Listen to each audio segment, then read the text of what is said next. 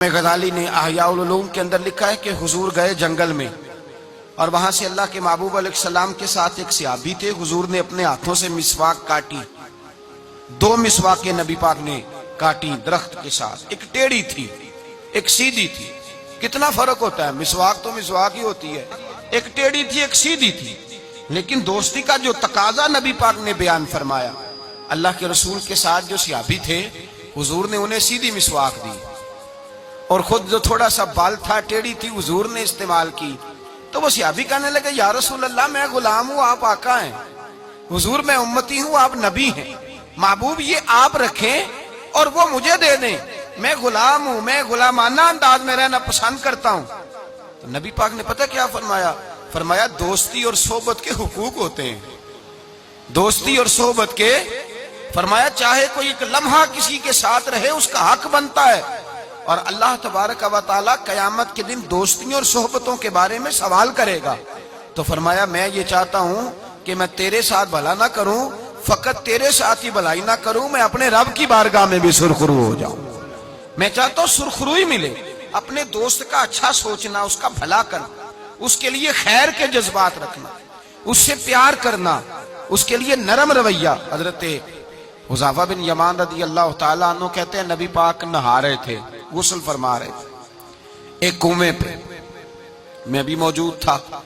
اللہ کے محبوب کپڑوں سمیت غسل کرتے تو پھر بھی ایک آدمی کو کہتے کہ ذرا کپڑا لے کے پردہ کر کے کھڑا ہو. کپڑے پہن کے غسل ہوتا تو پھر بھی اللہ کے رسول صلی اللہ علیہ وسلم, پھر بھی نبی پاک پتہ کیا کرتے, ایک آدمی کو کپڑا دے کے کھڑا کرتے, فرماتے تان کے کھڑا ہو جا میں نے غسل کرنا. حالانکہ وجود پر کپڑے, بولیے وجود کر کپڑے. ایک گرمیوں کا موسم آیا نا تو نوجوان لڑکے شارٹ کپڑے پہن کے پھرنے لگے. نوجوان گھر میں اماں جی بھی ہیں, بہنیں بھی ہیں, بیٹیاں بھی ہیں. احساس بڑی نعمت ہے. شعور اچھے میسج لکھنے کا نام نہیں میرے بھائی.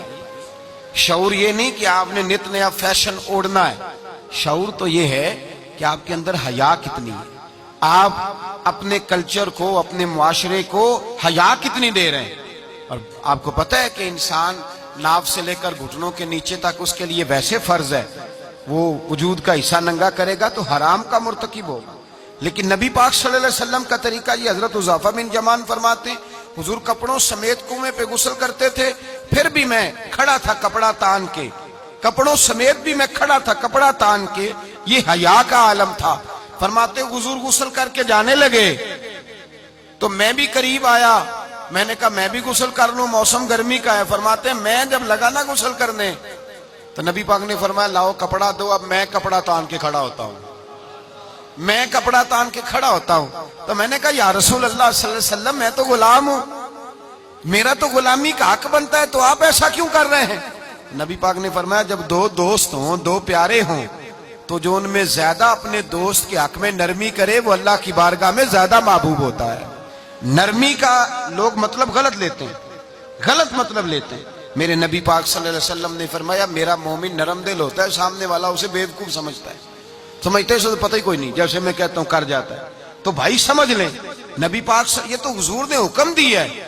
اللہ کے رسول صلی اللہ علیہ وسلم نے فرمایا جو اپنے دوست کے حق میں زیادہ نرمی کرے گا اللہ کی بارگاہ میں اس کا درجہ زیادہ ہوگا. تو فرمایا میں زیادہ درجہ لینے کے لیے ایسا کر رہا ہوں. حبیب پاک علیہ السلام نے دوست کے بارے میں یہ معیار دیا کہ جب تو کسی کے ساتھ دوستی کرے تو دوستی کا ادب یہ ہے کہ تو اسے نفع دینے کی کوشش کر, تو اسے فائدہ پہنچانے کی کوشش کر, تو اپنی طرف سے زیادہ اس کے ساتھ بھلائی کرنے کی کوشش کر, زیادہ سے زیادہ اس کے ساتھ خیر کے مواقع فراہم کر. اگر تو نفع لینے کا ارادہ کرے گا تو لالچی ہے, اور جہاں لالچ ہوتا ہے وہاں پھر دوستی قائم نہیں رہتی.